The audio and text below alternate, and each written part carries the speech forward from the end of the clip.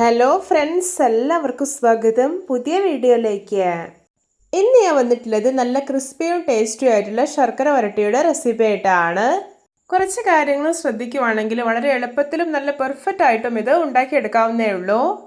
എന്നും പറയുന്ന പോലെ വീഡിയോ കണ്ടിട്ട് ഇഷ്ടപ്പെടുവാണെങ്കിൽ ലൈക്ക് ചെയ്യുക, ഷെയർ ചെയ്യുക, കമൻറ്റ് ചെയ്യുക, ചാനൽ സബ്സ്ക്രൈബ് ചെയ്യാനും മറക്കരുതേ.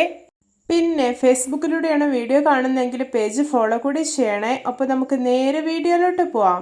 ശർക്കര വരട്ടി ഉണ്ടാക്കാൻ വേണ്ടിയിട്ട് ഞാനിവിടെ ഒരു 3/4 കിലോ പച്ചക്കായയാണ് എടുത്തിട്ടുള്ളത്. ഞാനിവിടെ ഒരു പാത്രത്തിൽ ഒരു 3/4 ഭാഗത്തോളം വെള്ളം എടുത്തിട്ടുണ്ട്. ഇനി ഇതിലോട്ട് ആവശ്യത്തിന് ഉപ്പ് ഇട്ട് കൊടുക്കാം. എന്നിട്ടൊന്ന് മിക്സ് ചെയ്തെടുക്കാം. ഇനി ഇതിലോട്ട് തോല് കളഞ്ഞെടുത്തിട്ടുള്ള പച്ചക്കായ ഇട്ട് കൊടുക്കാം.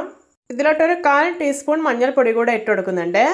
പച്ചക്കായയുടെ കളർ ചേഞ്ച് ആയി പോകാതിരിക്കാൻ വേണ്ടിയിട്ടാണ് ഇതുപോലെ വെള്ളത്തിലിട്ട് വയ്ക്കുന്നത്. ഒരു 15 മിനിറ്റ് വെള്ളത്തിലിട്ട് വെച്ചതിന് ശേഷം ചെറിയ കഷ്ണങ്ങളായിട്ടൊന്ന് മുറിച്ചെടുത്തിട്ടുണ്ട്. ഇനി ഇതൊരു സ്ട്രെയിനറിലേക്ക് ഇട്ട് കൊടുക്കുകയാണ്. അതിലെ വെള്ളമൊക്കെ നന്നായിട്ടൊന്ന് പോകട്ടെ. ഞാനിവിടെ ഒരു കുഞ്ഞു പാൻ അടുപ്പത്ത് വെച്ചിട്ടുണ്ട്. ഇതിലോട്ടൊരു 4 ടേബിൾ സ്പൂൺ അരി ഇട്ട് കൊടുക്കാം.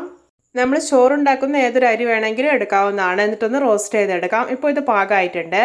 ഇനി ഇത് ചൂടാറാൻ വേണ്ടിയിട്ടൊന്ന് മാറ്റി വയ്ക്കാം. ഇപ്പോൾ ഇതിൻ്റെ ചൂടൊക്കെ പോയിട്ടുണ്ട്. ഇനി ഇതൊരു മിശ്ര ചെറിയ ജാറിലേക്ക് ഇട്ട് കൊടുക്കാം.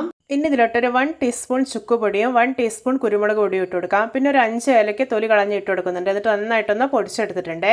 ഇനി ഇതൊന്ന് മാറ്റി വെക്കാം. എന്നിട്ട് പച്ചക്കായ ഫ്രൈ ചെയ്തെടുക്കാം. അതിനായിട്ട് ഞാനിവിടെ ഒരു പാനിൽ എണ്ണ ഒഴിച്ച് നന്നായിട്ട് ചൂടാക്കി എടുത്തിട്ടുണ്ട്. ഇനി ഇതിലോട്ട് നേരത്തെ മുറിച്ച് മാറ്റി വെച്ചിരിക്കുന്ന പച്ചക്കായ കുറച്ച് ഇട്ട് കൊടുക്കാം. ഞാനിതൊരു 3 ബാച്ചായിട്ടാണ് ഫ്രൈ ചെയ്തെടുക്കുന്നത്.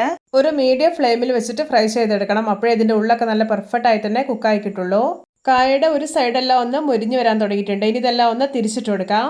ഇപ്പോൾ കണ്ടോ, 2 സൈഡ് നല്ല പെർഫെക്റ്റ് ആയിട്ട് മുരിഞ്ഞ് നല്ലൊരു ബ്രൗൺ കളർ ആയിട്ടുണ്ട്. അപ്പോൾ ഇത് പാകമായിട്ടുണ്ട്. ഇതിന് എണ്ണയിൽ നിന്ന് കോരി മാറ്റാവുന്നതാണ്. ഞാനിവിടെ ഒരു ഉരുളി അടുപ്പത്ത് വെച്ചിട്ടുണ്ട്. ഇതിലോട്ട് ഈ ഒരു ഗ്ലാസ്സിൽ 1/2 ഗ്ലാസ് ശർക്കരപ്പാനി ഒഴിച്ചു കൊടുക്കാം. എന്നിട്ടൊന്ന് ഇളക്കി കൊടുക്കാണ്ട് നന്നായിട്ടൊന്ന് തിളച്ച് കുറുകി വരട്ടെ. ഞാനിതൊരു 3 അച്ച് ശർക്കര ഉരുക്കിയെടുത്തിട്ടുള്ളതാണ്. ഇപ്പോൾ ഇത് ശർക്കരപ്പാനി കണ്ടോ, തിളച്ച് കുറുകി വന്നിട്ടുണ്ട്. ഇനി ഇതിലോട്ട് ഫ്രൈ ചെയ്ത് വെച്ചിരിക്കുന്ന കായ ഇട്ട് കൊടുക്കാം. എന്നിട്ട് നല്ലപോലെ ഒന്ന് ഇളക്കി യോജിപ്പിച്ചെടുക്കാം. ഇതൊരു മീഡിയം ഫ്ലെയിമിൽ വെച്ചിട്ട് വേണം ചെയ്യാനായിട്ട്. ശർക്കര ആയതുകൊണ്ട് തന്നെ അടി പിടിക്കാനുള്ള ചാൻസ് ഉണ്ട്. ഇനി ഇതിലോട്ട് നേരത്തെ പൊടിച്ചു മാറ്റി വെച്ചിരിക്കുന്ന അരിയെല്ലാം ഉണ്ടല്ലോ, അത് ചേർത്ത് കൊടുക്കാം. എന്നിട്ട് നന്നായിട്ടൊന്ന് ഇളക്കി യോജിപ്പിച്ചെടുക്കാം. ഇപ്പോൾ ഇത് നമ്മുടെ രുചികരമായിട്ടുള്ള നാടൻ ശർക്കര വരട്ടി അഥവാ ശർക്കര ഉപ്പേരി ഇവിടെ പെർഫെക്റ്റ് ആയിട്ട് തന്നെ റെഡി ആയിട്ടുണ്ട്. കണ്ടോ, നല്ല ക്രിസ്പി ആയി തന്നെ കിട്ടിയിട്ടുണ്ട്. എത്ര സിമ്പിൾ ആയിട്ടാണല്ലേ നമ്മൾ ഈ ഒരു ശർക്കര വരട്ടി ഉണ്ടാക്കിയെടുത്തിട്ടുള്ളത്. എല്ലാവർക്കും എൻ്റെ ശർക്കര വരട്ടി റെസിപ്പി ഇഷ്ടപ്പെട്ടെന്ന് വിചാരിക്കുന്നു. ഇഷ്ടപ്പെട്ട സപ്പോർട്ട് ചെയ്യാൻ മറക്കരുതേ. അപ്പോൾ ഇതുപോലെയുള്ള വെറൈറ്റി വീഡിയോകളായി നമുക്ക് വീണ്ടും കണ്ടുമുട്ടാം. Okay, bye bye.